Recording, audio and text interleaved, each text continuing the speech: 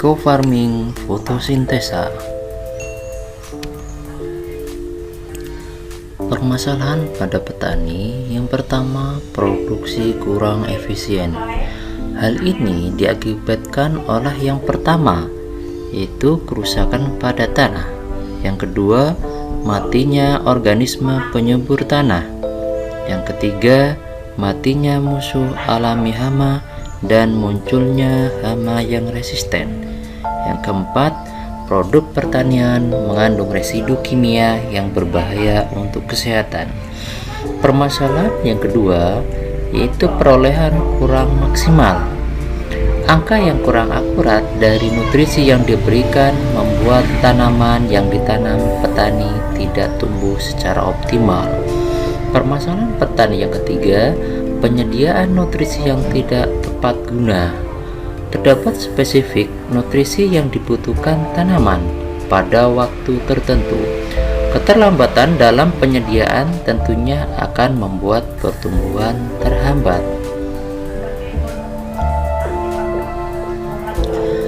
Tanah yang ideal, sifat fisik, struktur, dan tekstur harus diperhatikan. Sifat kimia, kapasitas tukar kation atau KTK dan derajat keasaman pH harus juga diperhatikan. Sifat biologi, bahan organik, bakteri positif sebagai dekomposer tanah dalam bertani.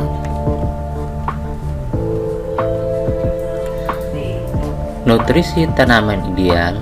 Tanaman membutuhkan nutrisi lengkap berupa 13 unsur hara. Unsur hara makro primer yaitu N, P, dan K. Unsur hara makro sekunder S, sulfur, kalium, dan magnesium. Unsur hara mikro Cl, Mn, Fe, Cu, Zn, B, dan MO, dan lain-lain. Nah, ini yang biasanya kebanyakan para petani kurang memperhatikan unsur hara makro primer, unsur hara makro sekunder, unsur hara mikro, dan juga tanaman membutuhkan nutrisi lengkap berupa 13 unsur hara. Ini untuk nutrisi tanaman yang ideal. Kenapa hasil pertanian itu tidak optimal, tidak maksimal? Karena banyak yang terjadi di lapangan itu hanya memupuk makro primer, sedangkan makro sekunder dan mikro itu tidak diberikan ke tanaman. Padahal itu sangat penting untuk optimalisasi tanaman.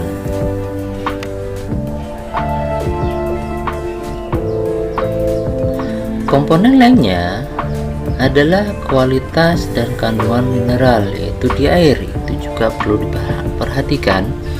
Yang kedua, udara. Nah, udara ini karbon, oksigen, dan hidrogen itu juga dibutuhkan oleh tanaman. Yang ketiga, iklim, siklus perubahan cuaca ataupun iklim juga akan mempengaruhi, sehingga perlu adanya pemupukan yang tepat guna. Yang keempat, cuaca. Yang kelima, lingkungan tumbuh. Perbaiki lingkungannya, tempat tumbuh tanaman tersebut, insya Allah hasilnya akan lebih optimal. Solusinya yang pertama itu adalah untuk pertanian dan peternakan, pupuk organik. Nah, pupuk organik ini kami merekomendasikan pupuk fotosintesa yang tepat guna dengan teknologi pertanian terkini.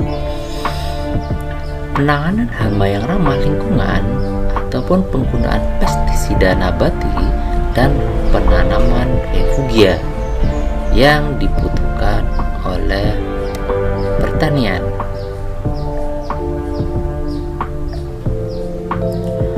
Produk pupuk eco farming fotosintesa membenah tanah dengan teknologi fotosintesa.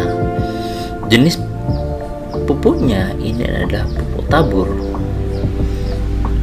pestisida, insektisida, dan fungisida, herbisida, dan pupuk musim. Jadi super lengkap di PTBS terkait pupuk pertanian. Eco farming fotosintesa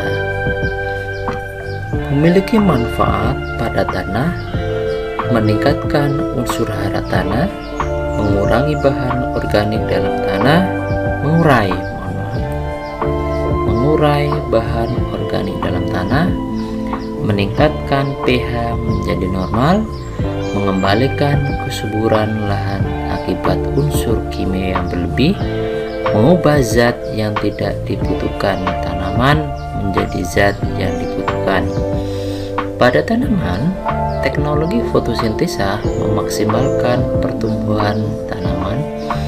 Tanaman lebih kuat dan sehat, lahan tahan terhadap serangan OPT, mempercepat masa waktu panen, memaksimalkan kualitas hasil panen.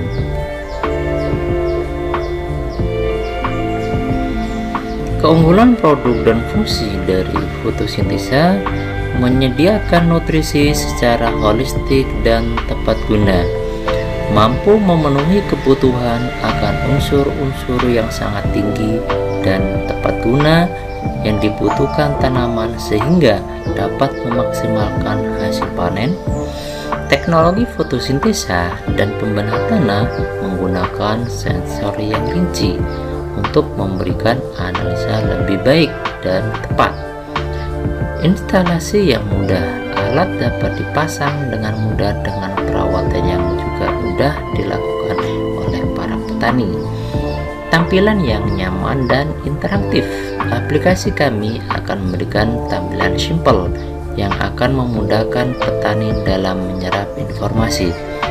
Dan fungsi dari fotosintesa sebagai penyempurnaan sistem pemupukan yang efektif dan efisien dengan kandungan human acid sebagai pembenah tanah dan kandungan hormon GA3 untuk memaksimalkan pertumbuhan tanaman secara maksimal. Manfaat eco farming fotosintesa pada tanah yang pertama yaitu meningkatkan unsur hara tanah. Yang kedua, mengurai bahan organik dalam tanah. Yang ketiga, meningkatkan pH menjadi normal. Yang keempat, mengembalikan kesuburan lahan akibat unsur kimia yang berlebih. Yang kelima, mengubah zat yang tidak dibutuhkan tanaman menjadi zat yang dibutuhkan. Dan pada tanaman, fotosintesa ini yang pertama, teknologi fotosintesa memaksimalkan pertumbuhan tanaman. Yang kedua, tanaman lebih kuat dan sehat, tahan serangan OPT. Yang ketiga, mempercepat masa waktu panen. Yang keempat, memaksimalkan kualitas hasil panen. Sedangkan untuk petani, yaitu meringankan biaya produksi khususnya pupuk. Yang kedua, menjadikan alternatif pemupukan berimbang. Yang ketiga, menekan pemakaian pupuk kimia sintetis 100%. Dan empat, hasil panen lebih maksimal.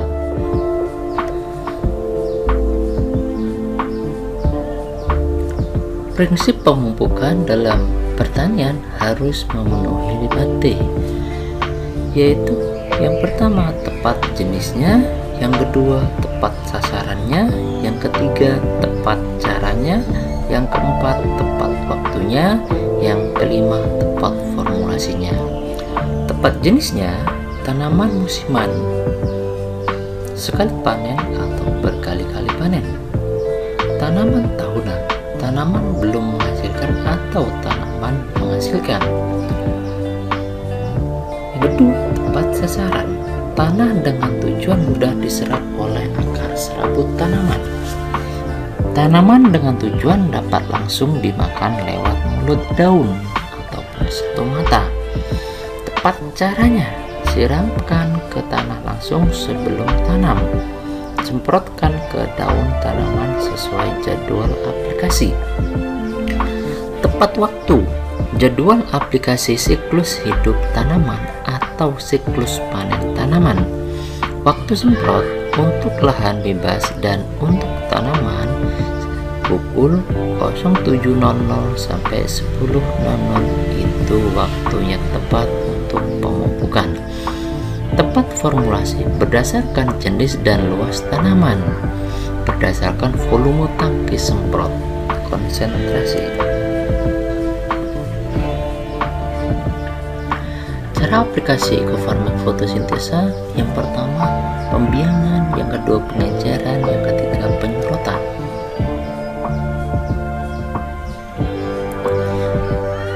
Metode di dosis itu 4 sampai dengan 6 saset plus 1 liter air bersih. Itu untuk tanaman 2 saset plus 1 liter air bersih. Pembiangan: kocok sampai homogen, diamkan 15 menit dalam botol tertutup. Sedangkan untuk tanah, kocok sampai tanaman. Untuk tanaman, kocok sampai homogen, diamkan 15 menit, kemudian campurkan sampai merata. Pengenceran: encerkan larutan biang dengan air sesuai dengan volume semprot yang dibutuhkan lahan, dibagi rata ke semua tangki, semprot sampai habis. Sedangkan untuk tanaman, encer larutan biang dengan air sesuai dengan volume semprot yang dibutuhkan tanaman, dibagi rata ke semua tangki, semprot sampai habis. Untuk penyemprotan di lahan ataupun tanah, semprotkan ke lahan ataupun tanah secara merata, tidak ada batasan waktu tertentu. Sedangkan untuk tanaman, semprotkan larutan ekofarming fotosintesa ke tanaman batang bagian bawah dan mulut daun atau stomata, dan waktunya semprot pada waktu pagi hari antara jam 7 sampai dengan jam 10. Tabel panduan aplikasi. Tabel panduan aplikasi, setiap jenis tanaman itu berbeda-beda ya. Itu berbeda-beda, nanti kami akan bahas di video selanjutnya per tanaman, sehingga para petani bisa lebih mudah dalam penanganan sesuai jenis tanamannya. Silakan yang belum klik subscribe, like, diklik subscribe dan centang tanda loncengnya agar mendapat notifikasi video terbaru tentang tanaman yang ada di seluruh Indonesia, sehingga proses pemupukan para petani bisa tepat dan hasilnya lebih optimal. Sekian, terima kasih sahabat-sahabat petani dimanapun berada. Biarkan tanaman bicara, tanah subur, petani makmur bersama fotosintesa.